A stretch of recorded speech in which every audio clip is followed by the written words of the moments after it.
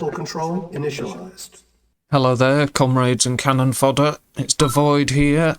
I've got 1v1 game on a new map I haven't used before. I joined someone else's game. The map is an RAGL 12 map, Enthrall version 2. My opponent's using Ukraine, I'm using Russia. And like I say, I'd not played this map before, I've not seen it before. So I didn't know what to expect, but it's got these communication centres, and when you capture them with an engineer, they give you a really nice amount of vision over the map, a nice amount of view range, so they're well worth capturing. And these are forward commands, and when you capture them with an engineer, it gives you a small amount of build radius. Now, these particular forward commands, you get about that much build radius from them. So you could maybe use this for central map presence. You could place barracks, base defences here, and use it for a staging area for a base push. But, you know, forward commands are best if you can build a refinery from them and harvest resources. But, like I say, you'll get about that much build radius out of these ones. I mean, there's nothing wrong with that, but, you know, it's not a immediately high priority. I would capture the communication centres first because the vision they give you is invaluable. But I'm building more rifles at the start thanks to a player that I play against. He recommended I do that. Just build some extras. Because, look, that's what my opponent's done. That's what most players seem to be doing, is grabbing extra riflemen at the start of the game. Looks like he's going for this forward command, and that's what he ended up doing. I'm going to get rid of the shroud, just so it looks a bit better. But I knew there was a rifleman because I'd killed the rifle guard, but I didn't know these guys were here. So maybe next time I'll check and send a scout to all of these structures in the centre, because I wanted to make a point of getting the communication centre, definitely. In fact, I'm going to send a rifleman to shoot the barrels and scout in future. But I need to move my production rally point. I've left it there from my initial location. But there's two oil derricks. One, they're in the centre, the top and bottom. So they're the most important things. And then, like I say, I've gone for the communication centre after that. But, you know, you could actually, you know, we haven't pumped into each other the bulk of our forces. We haven't actually clashed yet properly, only the odd rifleman. So, I mean, look at that. Look how close that is. I would have lost that engagement. I'd have lost these guys, and then these guys would have had to have run or probably get mown down. But my opponent didn't go for his oil derrick. And I'm thinking, for him to do that, he must have a plan, and he must know this. Maybe he knows this map.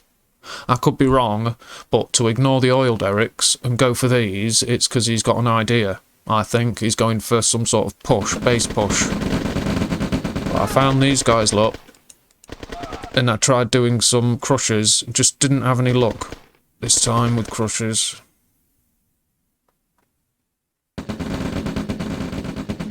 And then I saw the rocket troops coming, so I had to back out of there. They are quick enough to evade rockets once you get a certain distance from them. APCs. Rangers can evade rockets as well, but, you know, tanks are usually a little bit slow, so unless they've got a good distance when the rocket's fired, they usually hit tanks. But being when your units are moving, you do tend to take less damage from certain types of attack if you are moving. So it's always better to have your vehicles moving rather than just stood still when they're under fire. So maybe sometimes you're screening tanks when you're in engagements.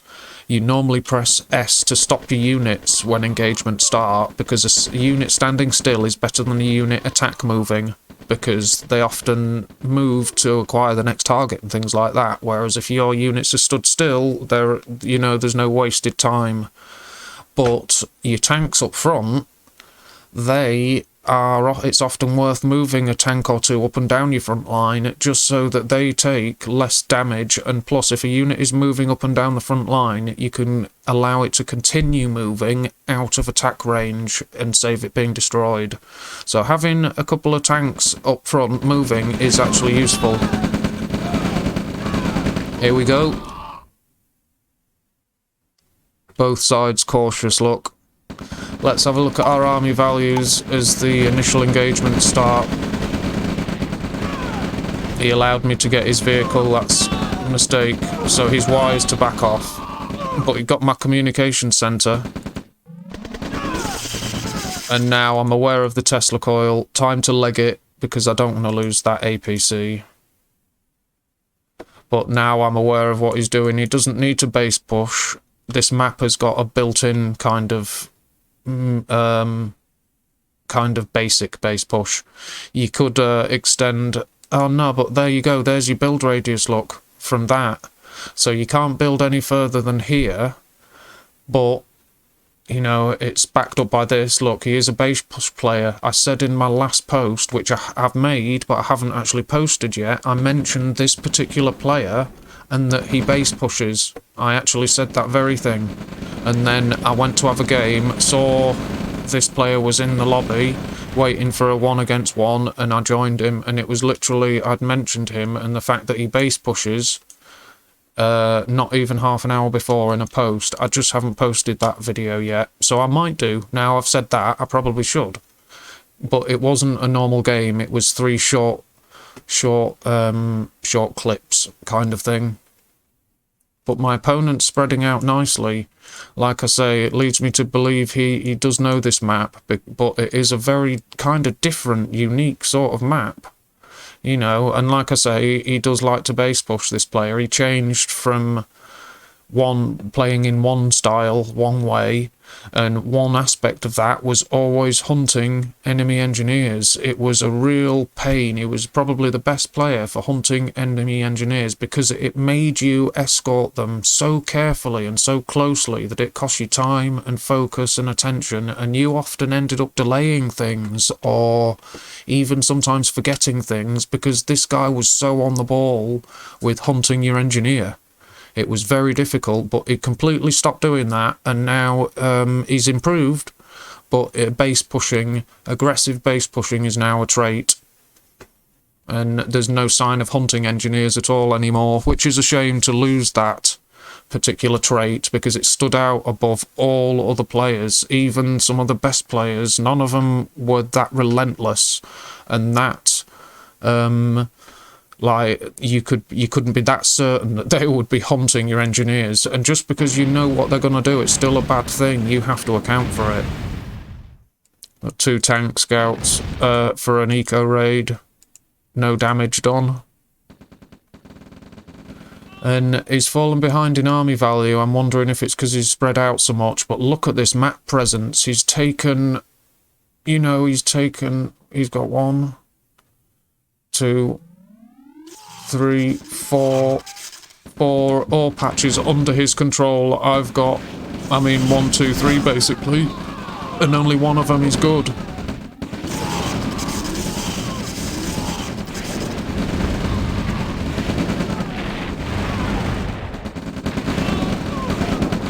There we go, caught him off guard.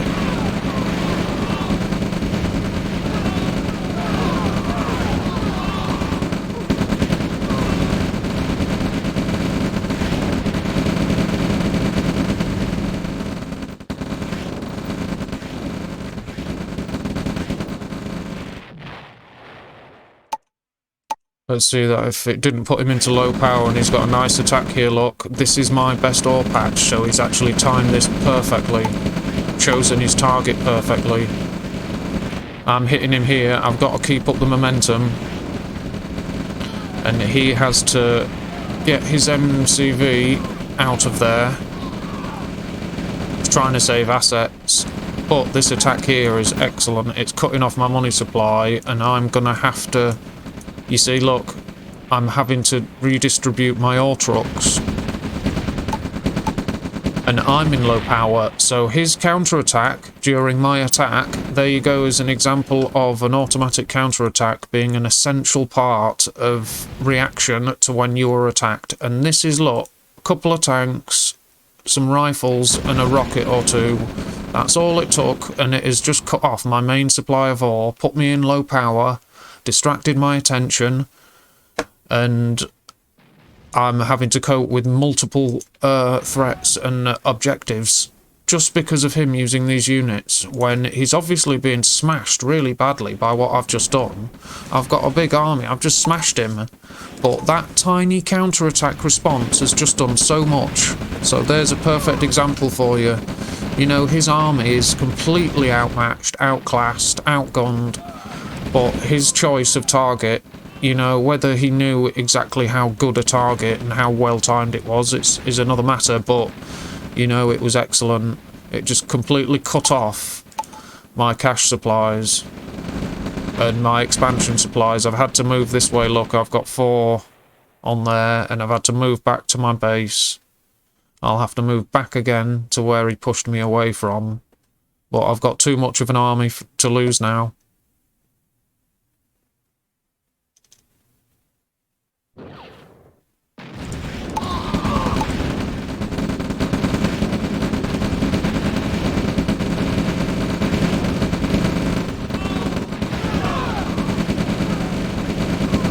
Now your V2s can fall back and keep firing at the enemy, and especially if they're moving through your base and you can see them. V2s are an excellent unit for whittling the enemy down, and if you're in this situation, having tanks between you and your V2s and the enemy are good. But look at this, they could do a lot of damage. Look at that, you know, it's nice work, and they can fire from outside your range because I won't be able to see them.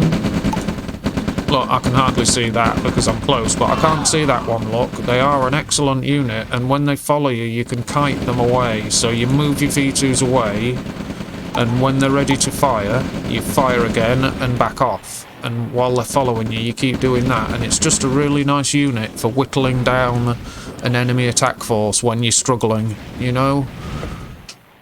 They can be a very efficient unit, V2s, extremely efficient.